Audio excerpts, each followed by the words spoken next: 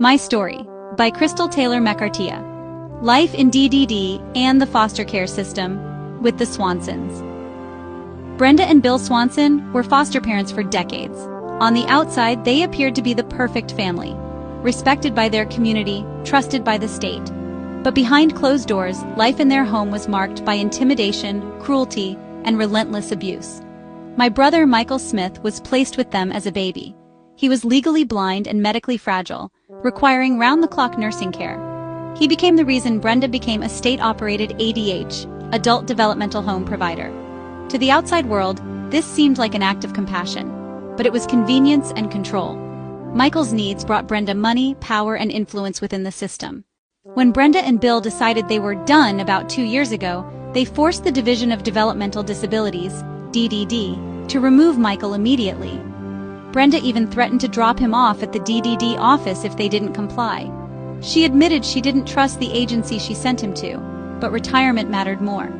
2 months later, Michael was dead. Their rush to be finished with responsibility cost him his life.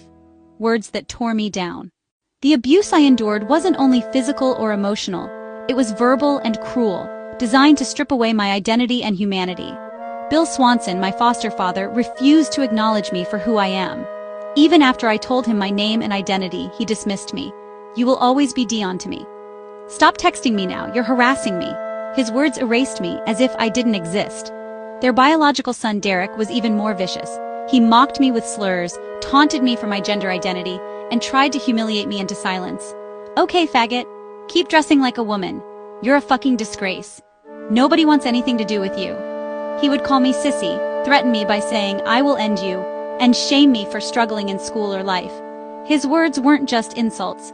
They were weapons meant to break me down completely. Brenda herself wielded words like knives. Toward Danielle, who had cerebral palsy, she would snap, "Get up, stand straight, look at what you're doing." Toward all of us, she was condescending, dismissive, and cruel. She made us feel worthless, as if we were broken beyond repair. Abuse, intimidation, and control. Life in the Swanson household was ruled by fear. Bill had his own streak of cruelty.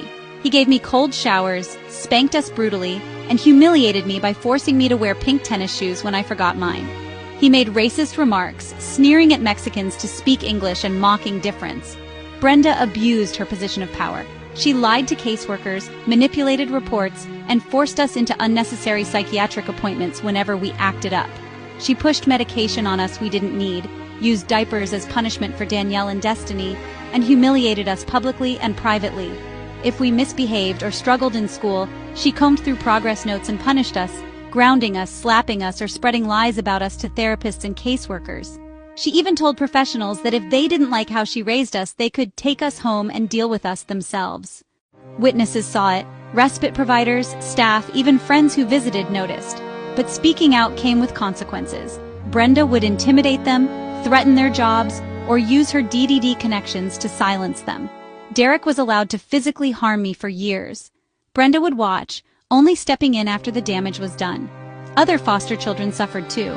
Michael was slapped and neglected despite his fragility. Danielle fell often, and Brenda contributed to her falls. Destiny was hospitalized and over-medicated instead of being cared for. We weren't allowed to be children. Every day was fear, humiliation, and survival. Why I speak out for over 25 years, I lived under their cruelty. I was silenced, erased, and treated as if my life had no value. My brother Michael died because they valued their comfort more than his life. Danielle and Destiny were humiliated and broken down. Caseworkers and respite providers were intimidated into silence. The Swansons built their power on intimidation and lies, and the system enabled it. But I will not be silent anymore. That is why I founded my own organization. To fight for vulnerable people, for children and adults like Michael, Danielle, Destiny, and myself. For those who cannot fight for themselves. Brenda and Bill Swanson should be held accountable under the law. What happened in their home is not just my story, it is the story of countless foster children failed by a system that protected abusers instead of us. I will continue to speak out, I will continue to fight, and I will honor Michael's memory because he deserved so much better.